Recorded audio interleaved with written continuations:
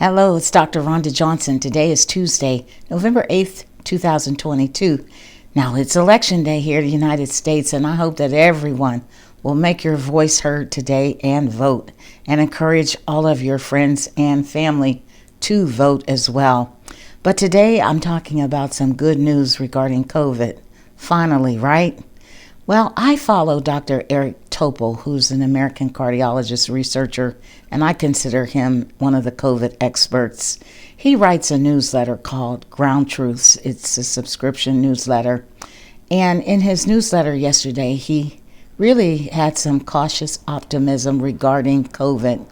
And I thought to myself, it's about time we had some good news regarding COVID, and I wanted to share it. Now, first, a disclaimer. I don't own any rights to his newsletter, and I hope I'm not infringing upon some copyright issues. I don't know, but I'll just assume that I'm not.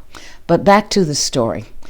Dr. Topol, in his newsletter from yesterday, says that the BQ.1.1 virus, which I've talked about, is on its way to becoming dominant in the U.S., but it has not caused yet a big increase in COVID hospitalizations. And he notes that in New York State, where BQ.1.1 is at the highest level, so far the hospitalizations from COVID have not increased.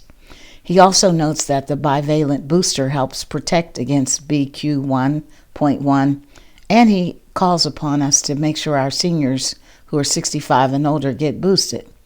Now, what he said that I thought was very interesting, he says that if, and that's a big if, we can get through the next couple of months without a significant wave and we see no major further evolution of the virus, another big if, it is possible that we'll be able to say the pandemic phase is behind us after 3 full years of this pandemic.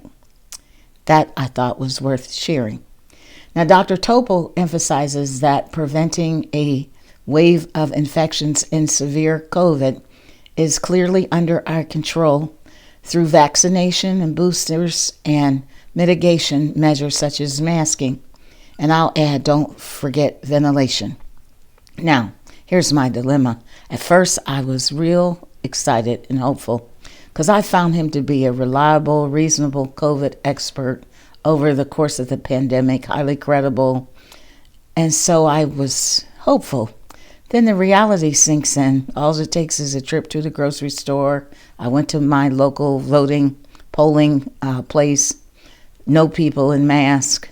So my skepticism returned. So I'm asking you, what do you think? Folks, do you think we can get through this winter without another deadly COVID wave? Do you think we can move the needle on getting a large number of folks boosted with the bivalent booster? And do you think that ending the pandemic is within our reach for next year? Do you think that people will voluntarily mask up? I'm asking you because I really do value your opinion. I appreciate all the people's comments who watch my videos.